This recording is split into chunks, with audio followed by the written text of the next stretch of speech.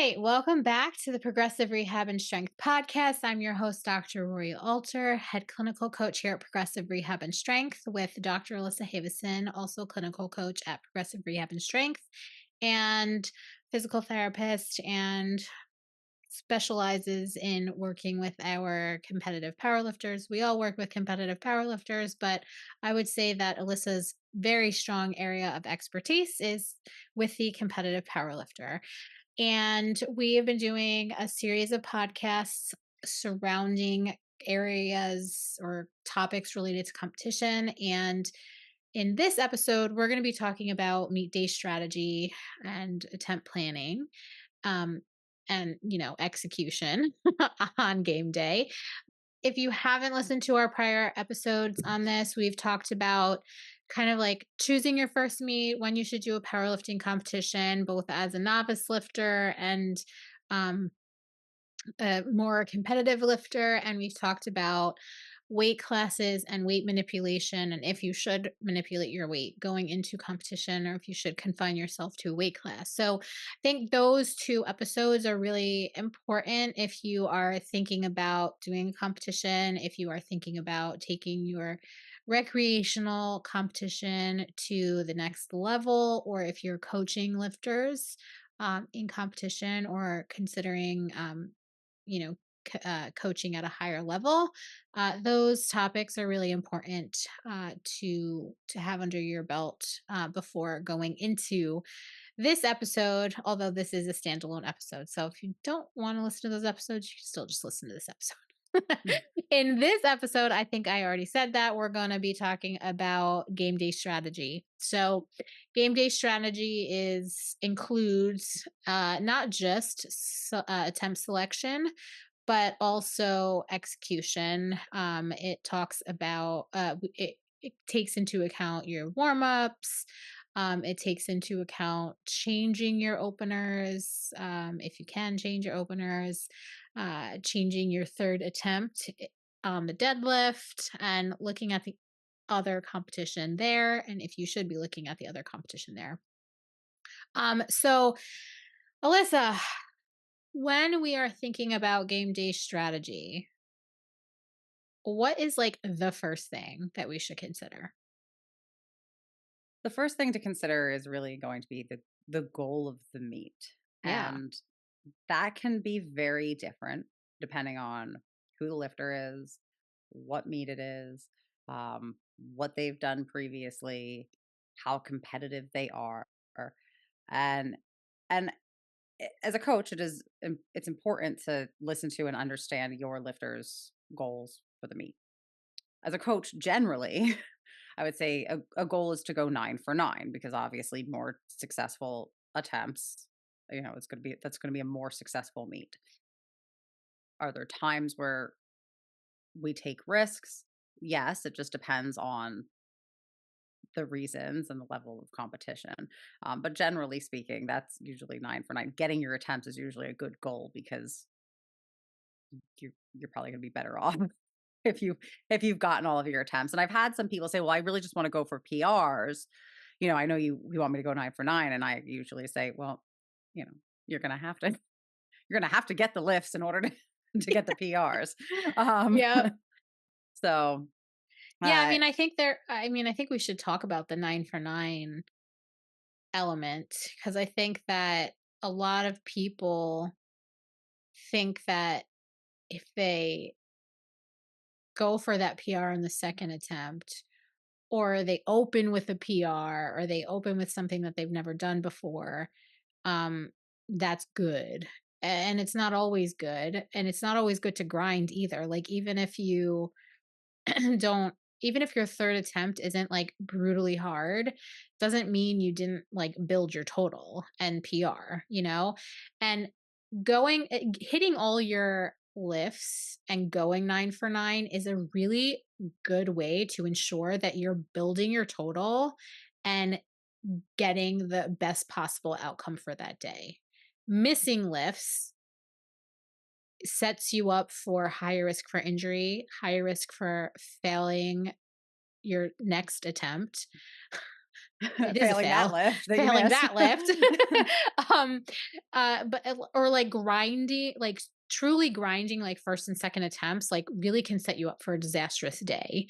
And the goal of the first attempt in each, at least from my perspective, the goal, and it doesn't matter like who the lifter is or what their goal is, the goal of that first attempt is to stay in the game and like set yourself up for your second and third attempt, which are really what are going to be the more important things for building your total, right? So it's not about opening at the highest weight possible. It's like your last warm up almost.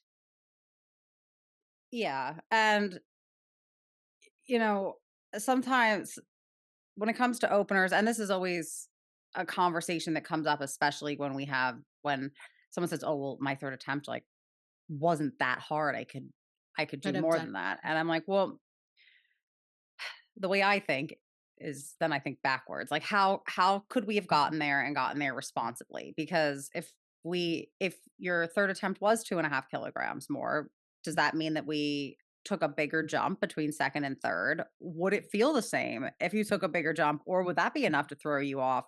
Because you can go from a lift being an RPE 8 or 8.5 to failing it with a 2.5 kilogram difference if you didn't Mhm. get there the right way. Or would we have had to open at an irresponsible weight? There's all of these other factors, And you also have and to think about how that maybe you could have done 2.5 kilos more, but would the effort that it took to do 2.5 kilos more messed up your next lift? In that, would your, and I think that this happens more, I mean, at least in my experience, happens more on bench than on squat because you're more tired in after the bench. But like you can get like really bad back cramps that just don't go away and can really mess up your deadlift. Um, and so does the desire to do 2.5 more kilos, like even if you could have done it and it was an RP 10.5, will that affect the outcome of the meet because you are going to now underperform on deadlift? yeah, and this is where again it all comes down to this idea of considering what the goal of the meet is. So Hmm. if we're talking about a novice lifter doing their first meet, we want to go 9 for 9, have fun. Everything is a PR, whether they did it in the gym before or not, because it's a PR on the platform, and Exactly. we cannot compare what you're doing in the gym to what you're doing in a powerlifting meet. The situation is so different. Um, Well, and I want to touch on that because some people can get such a high and rush from competing that they overperform in competition. So like for me, this happens with me a lot. Um I hit so much more on the deadlift than I hit in training that I had no clue it was going to come out of me because I like thrive in competition. But you try and get me to lift that in the gym and it's like I can't, you know? um and then there's some people who completely underperform no matter how well they do in training. They get into each competition and they just like shit their pants, you know? So just literally panic. some people literally have shit their pants, not my clients, but I feel like I keep saying that with all these recordings. Not my clients, not our clients, but I've seen it happen. um but so that's why it's not apples to apples. The environment is totally different. The psychology of lifting is totally different in competition than it is in in training. But that's not to say it's not to scare the person who's listening to this. It's a lot of fun being at a competition. We just have to be realistic about how you perform in competition versus in the gym. And the only way to know that is to do a competition. So if it's your first competition, really there shouldn't be performance expectations other than going in, having fun, and doing well. Hmm. So when it comes to attempt planning, for someone who's doing their first competition, we're not gonna set them up right off the bat for like massive PRs. Yeah, and their 3rd attempt really isn't going to be like an RPE 10 unless something went wrong. Right. So, And it shouldn't. or unless, like, we in the first episode, we talked about, like, the natural born athlete, the marinator, and then, like, the recreational lifter. Like, if the coach makes the game day decision that this person really can handle, like, the overperformer. So, like, Mhm.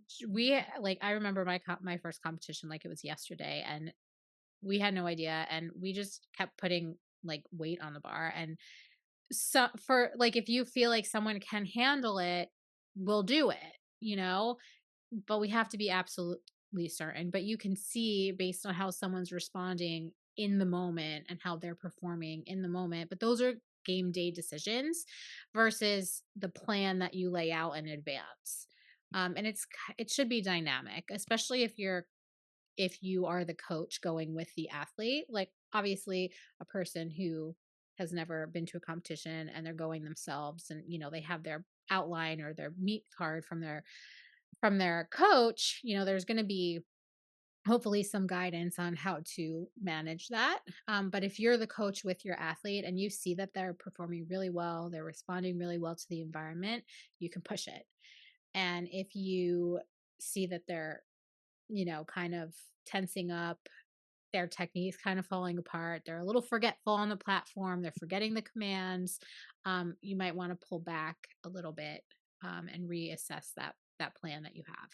So, how might we select? So, we're going to talk about this, I guess, for like the first time competitor, and then we can talk about more like higher level strategies. So, how do we select openers for a person who has never done a competition before? Yeah, I mean, and there should be something that there's no doubt in Right. anyone's mind they're gonna get. They should be able to do. They should have done it in the gym for probably a set of 3, and uh, recently, and like they should be able to wake up on their worst day and still Yeah. complete this weight for a single, for whatever lift it's for. So it should, and you'll see people getting nervous even for very safe openers because everything is scary. Yeah, they might not When get you get it. there. They might not even get their, it happens every competition. There's going to be someone who forgets the commands. And that's why we want it to be like stupid easy so they don't have to worry about missing it and they can focus on doing it right. Yeah, and that is something in training. Make sure that you are practicing commands, make like all of the things that are going to be different on meet day. And Start practicing. even if you don't have somebody to give you commands, give them to yourself in your head. I have this inner thing that plays every set I do. It's, it could be my first warm up set with a bar. I have commands playing in my head because I just taught myself to do it so much that I can't shut it off. So you can give yourself commands in your head and think the commands. Don't talk while you're lifting, but even if you don't have somebody there, so that you're prepared for those things, so that you're prepared for the things that are going to be different, that do throw people off, even and aren't going to screw you up come meet day. I But yeah, that is something that first time lifters tend to have an issue with. Not mine.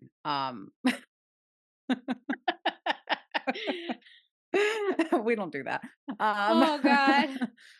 but It's yeah, funny. I mean, I have a, a I have a marinator lifter. Um, she does like 2 competitions a year.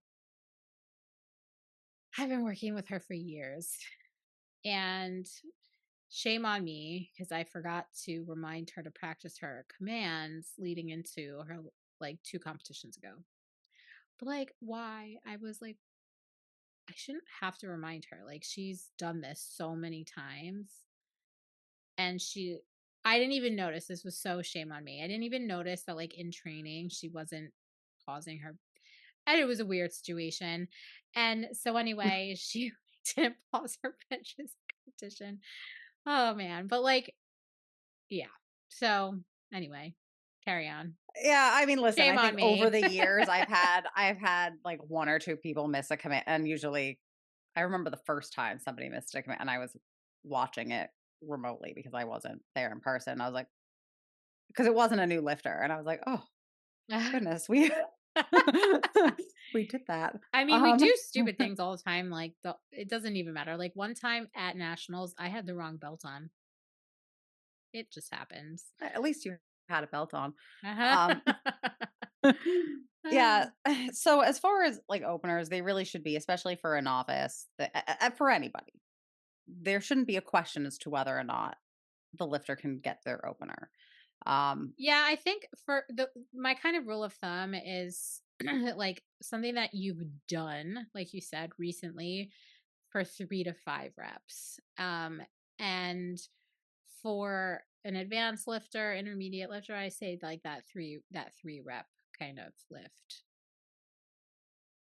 yeah, and I will say, for more advanced lifters, and I can use myself as a pretty good example because I don't tolerate volume at even like relatively heavy weights well. Um, so I might open, and this is how you have to like you have to know your lifters. You have to know how everyone's different. Like I probably open at weights that I'm not doing for triples, but it's because I suck at at, Yeah.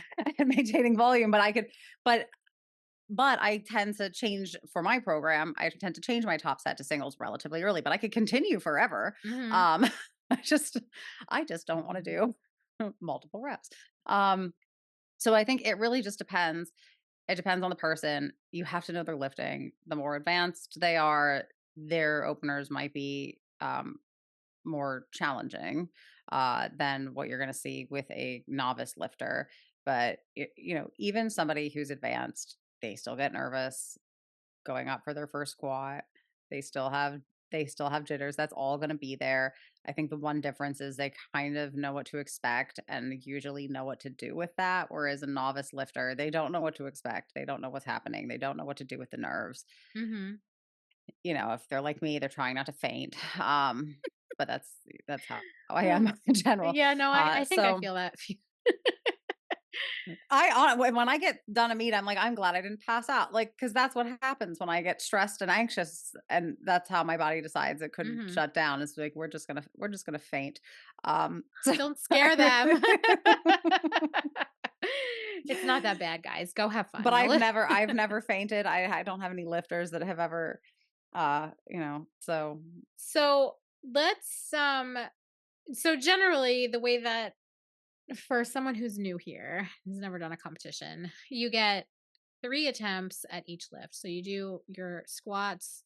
Everybody does in the flight does 1 attempt, then you do your second attempt, then you do your third attempt. Then you move on to the next lift, which is the bench.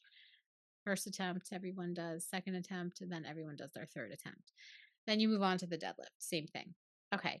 So, generally speaking, we open with something that's like a shoe in, a no brainer. You've done it a million times, but if you're a novice, maybe you've done it like 1 or 2 times for a couple of reps. um, and it's easy. I would say for the intermediate advanced lifter, it would be an RP 8, 7.5, 8, depending on your injury status, your nutrition status, where we are in the training, the like competition mhm. circuit.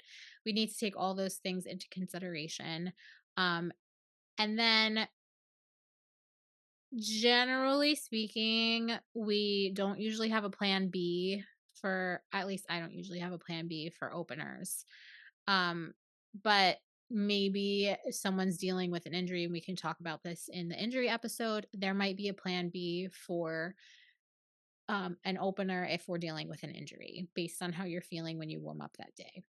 But go with something easy, something that's a shoe in, you're going to hit, get yourself on the board, make sure you get at least one. This is the opener ensures you get at least one lift, 1 attempt for each lift so that you're in the game. If you miss all 3 attempts on a lift, you're out of the game. So your competition, what? You look like you're going to say I something. just want to explain to the people who don't know what you're saying by that. What so if you don't get any, like, if there's a lift that you miss all of the lifts, so if you get no squats, but then you go on and you decide you're gonna still bench and deadlift, you don't get a total for the meet. Mhm. You have to get your openers in order to have a total. Um, you have to get, I'm sorry, it's not your openers. You have to get one of each lift in order to have a total. Yeah, Um, so I just wanted to clarify clarify. for those that didn't know. Yes. So, generally speaking, we don't wanna have to rely on our 2nd and 3rd attempt to get us on the board, Mm, so to get our total. So, our first attempt gets us on the board, keeps us in the game, and gets us our total. Um, then we have our 2nd attempt to build us for our 3rd attempt, which is really what's gonna create our total. And if we're being competitive, um, we want to build that total possibly to outlift someone, to qualify us for something or whatever. In some cases, we can use the 2nd attempt to qualify us. It just depends on where you are, how strong you've gotten since your last competition, and whatnot. But in terms of attempt selection, will generally create like a perfect scenario attempt and like worst case scenario attempt. And that means that also you can take some number in between there. It doesn't mean like if you can't do your A attempt, then you necessarily do your B attempt. It might be like a 5 kilo range, might be a 10 kilo range, and you can pick something in between there that you feel confident in doing. Um, but if we end up going with our plan B attempt on a 2nd attempt, we're probably going to go with not our plan A on the 3rd attempt. Um, Now, Alyssa, let's say someone misses an attempt. It shouldn't happen. We don't want it to happen.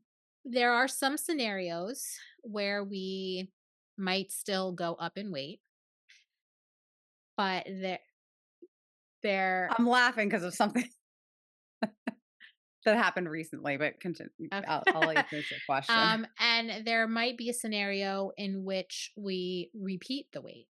So what would those situations be?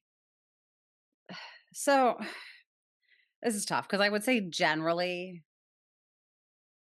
we want to stay that, like, even if it's because of a command, we don't want to risk not moving up and not getting that lift for Mhm. another reason. Or I don't know, you have a lifter that just is deciding they're not going to follow commands today. Mhm. Or now they're really nervous because they don't have their first attempt on the board.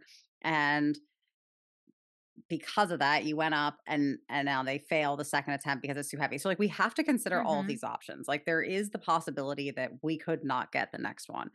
So in general, I would say the weight should be repeated. When that when we can, I guess, consider some exceptions to that is when we have an intermediate or advanced lifter who's experienced, who understands what happened, what's going, isn't like in a tizzy. Mhm. That's, you gotta consider that. Um, it wasn't because the weight was too heavy. It wasn't,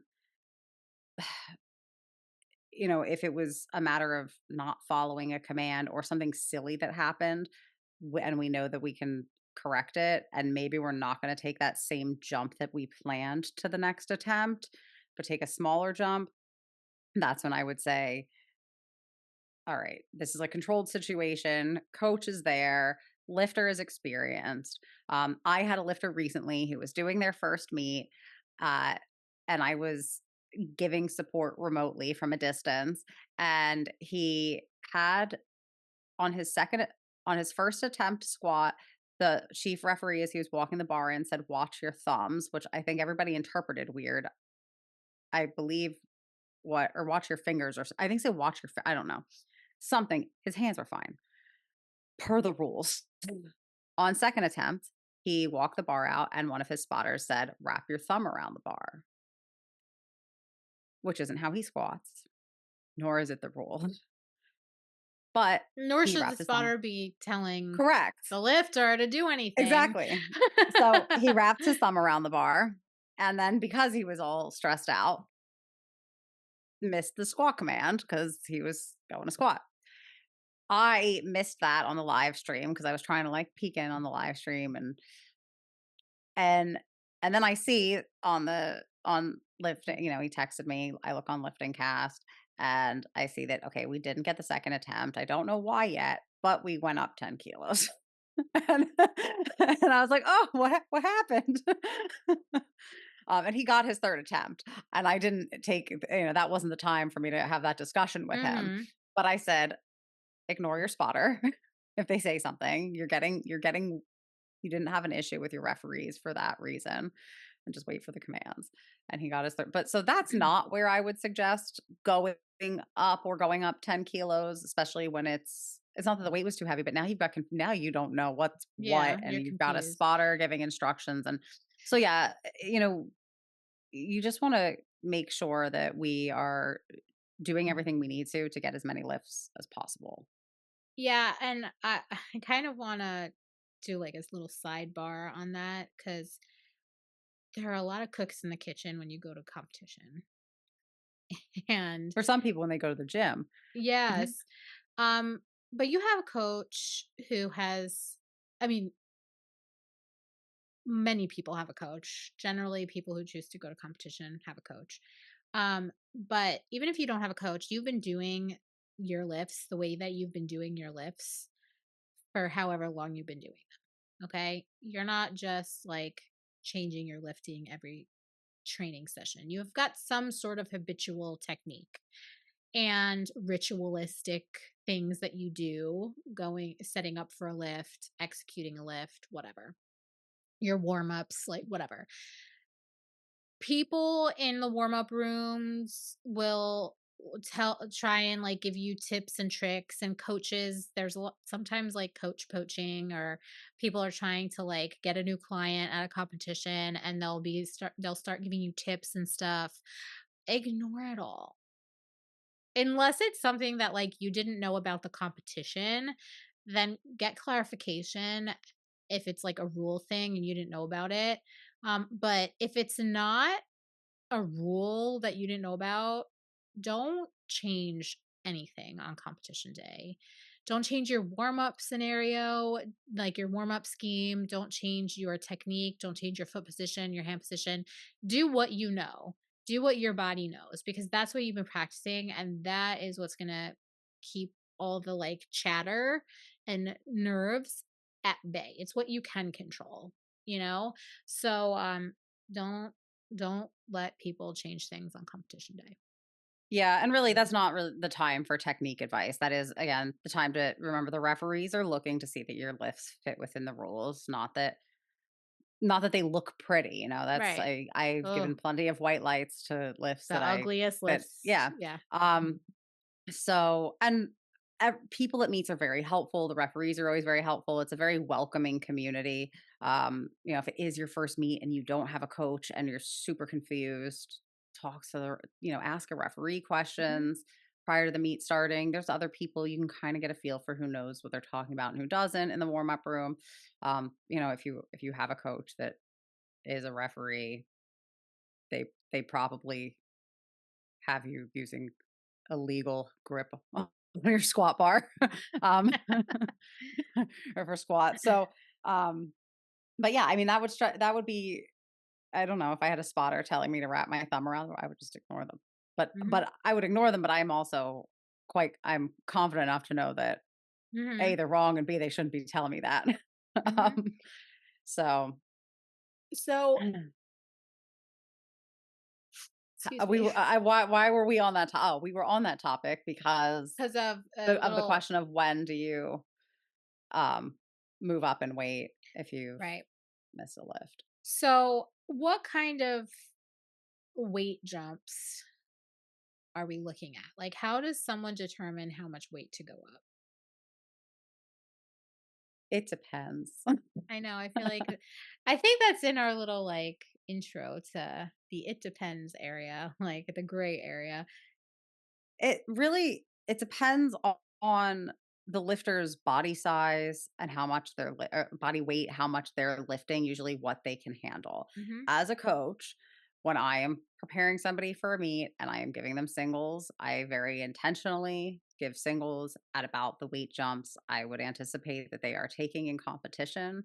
And so, it also gives me an opportunity to see, okay, do they do better with like a 15 or a 20 Mhm. pound, or, I'm talking in pounds, Kilos, pounds. which is actually good because everybody else usually thinks in pounds, even though I've been Mhm. training in kilos. But are they doing better with a 15 or a 20-pound jump here? And just see, because and sometimes, um, a lot of the time you might take a bigger jump between first and second, and then a smaller jump between second and third. Some people do better with slightly bigger jumps leading up to a heavier weight because they feel more like they've saved more energy. Other Mhm. people feel better with a smaller jump because they feel like they're less startled by the heavier weight. Mhm. Oftentimes with women, jumps are going to be small, smallest jumps possible. In a lot of cases, obviously not, you know, there are plenty of women who are benching a respectable amount of weight who don't need to take 2.5 kilo jumps as a default. But when we have women who are benching in the ballpark of 115 pounds. Um, Usually a 2.5 kilo jump is, and that is the smallest jump that you can take in Mhm. competition if you are not breaking A record. records at Mhm. certain meets. Um, I do see benches, probably light benches for women, are the lift where I see the most jumps taken that are too big. Um, and oftentimes I their coaches are men, and I'm saying this because I think that it is hard for somebody who benches 300 or 400 pounds to think about what jump might be appropriate for somebody who benches 100, Mhm. because for them these jumps are normal. And I personally, when I am thinking about warm ups or attempts for a guy who deadlifts 700 pounds, Mhm. sometimes I do the math and multiply like what that would be relative for me so that I can like Right. think Yeah. about how Yep. because Yep. I don't know what that feels like, Mhm. deadlifting 700 pounds. Right. And nor will I ever. um, so I do think that sometimes if you have somebody that is a very different demographic and is lifting a very different weight from what you like even makes sense to you, sometimes it kind of helps to do some math and see what that would be relative to Mhm. what you're lifting, because a 10-pound jump for a 100-pound bench Is a is going to lot. be 30 pounds for a 300-pound bench. And if that's your third attempt, that might be a RPE 10. Did you want to take a 30-pound jump there? Maybe not. Depends. Um, Yeah, no, so I really agree with that. And I also like what you said about the like from first attempt to second attempt being a larger jump than a second to third attempt. And I kind of like to think of it like also including that last warm up. Um so generally what I like to do is whatever your like last warm up to your first attempt is, that jump you'll apply to the mhm, second attempt. And yeah, then it's like usually half of that. Or maybe a little less depending on if your second attempt was really hard. So let's say on your squat, your jump from your first attempt to your second attempt is 10 kilos and it goes well. We can most likely take a 5 kilo jump to your third attempt. But if it was really hard, it was harder than you expected, take a 2.5 kilo jump. Um, and the same goes for bench is tough, especially for women, because the smallest there's jump no, we have, there's like really no room. So I would say that in general, where I see for my lifters, where I see like the missed lift is on female bench press on the third attempt, because you might be there or you might not be there, and maybe you would have been able to do a 2 kilo jump, and that 0.5 kilos is just like too much for you. And so, Yeah. for the female bench, we kind of just sometimes take it to see what happens. Um, because it could be there or could not be there. Um, Yeah, I think that that's a fair sometimes it's like, all right, and it doesn't matter, you're not losing anything if you're matching your PR on your right. second attempt, you're not losing any kilos from your total that you would have had you said, "You know what? I wanna go 3 for 3 on bench." Definitely, and match my PR on 3rd attempt. You can kinda just go for it, and Trina did a meet recently, and we were in that exact situation, and honestly, out of her whole meet card, bench was the one that we were both kinda like, "Hmm, like, we'll see. Yeah. We'll see what happens." Yeah. And Because she I did mean, great, though, and actually that was actually the best lift of the day, and I think we were both kinda like, "Huh." yeah, I mean, because also if like, let's say you, you know, put your PR match as your 3rd attempt. But, like, maybe you could have done 2 kilos more, maybe you could have done 2.5 kilos more, and you still put your PR match as your 3rd attempt, like, you'll never know. Mhm. But if you put it as your 2nd attempt and you definitely get it, then you can, see. So I feel like also, like, the bench press is not really I feel like it's not gonna, like, make or break your meet. Like, you're it's like 2.5 kilos. Like, if 2.5 kilos is making or breaking your meat, then it's a tight meat. Um, Well, I think the other piece of this is also remembering or keeping in mind the total PR and and we talk about missing lifts or what we're leaving on the platform. A female with a light bench probably isn't leaving that much on the platform. But then when we start to consider risking missing lifts on 3rd attempt squat or deadlift, then our total might take a little bit more of a hit. mhm, And sometimes what I see is, well, they had a meet where they hit a squat PR, and then they had a meet where there was they had a good bench day, or maybe another meet where but they never put it together. Like, mhm, mhm. and sometimes putting it together and taking that kind, like what they come to you with, which is success in different areas from a meet. Sometimes putting it together just means maybe matching your PRs on everything, and you could hit like a 10 or 15 kilo total Because PR you never had them all in the same if meat. you just like keep it together through Right. everything, Exactly. rather than going in and thinking, well, this is my bet.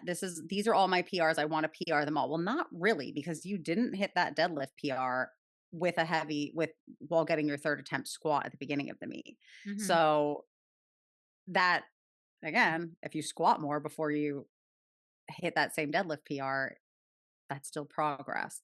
Um, I feel like this kind of ties into our question of will you hit a PR in every meet? And the answer is probably not. The more meets you do, the more chances of not hitting a PR. If you plan competitions the right way, you should hit PRs in some capacity. And for the novice lifter, really, like, every competition really should be you're going to have PRs for a long time. And I think that the transition from a novice competitor, novice lifter to an intermediate and advanced competitive lifter is challenging because you do go from PRing every lift in every competition to really taking a long time to hit a PR on a bench press. I think bench probably is the hardest one for most people to progress, especially women, because we do have only 2.5 kilo jumps. And if you think of that relative to the actual amount of weight that someone can lift, 2.5 kilos could be a lot. Um, and to put 2.5 kilos on a female bench press in a year is a lot.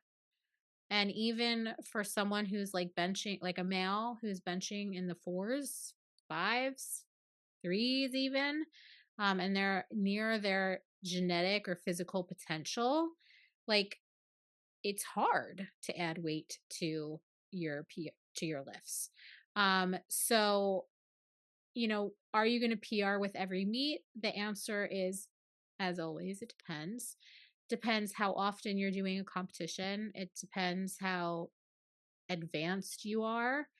It depends on your attempt selection, your meet strategy. Um, and it depends on your ability to put it all together. Like you said, you could have one meet where you PR a squat and, you know, lose it on the bench or the deadlift. You can have one meet where your bench, you hit a PR and you don't on the others, and a deadlift. And then one day you might have a great meet and not PR any lift, but PR your total because you showed up and you did the best you could that day and you hit all of your bests in one meet. Yeah. So we look at, I mean, we could look at PRs in so many different ways. PR for the lift in the competition. We can look at a total PR. We can look at a PR for your attempt execution, even. Like maybe your goal is to go 9 for 9 in a competition, regardless of if it's a PR load? So, Yeah. It could um, also be a dots PR, yeah, which we we're didn't really gonna, go we're gonna have, down that road. yeah, we didn't talk about dots yet, but, um, so I want to, is there anything else that you can think of related to attempt selection? Because I think that really what we spoke about for attempt selection really applies to um, novices and advanced lifters, Yeah. regardless of the level of competition. I would just say more for like the intermediate advanced lifter, if we're looking at like a rate an RPE for each lift. Your opener is somewhere between 7 and 8. Your second attempt is somewhere between 8 and 9.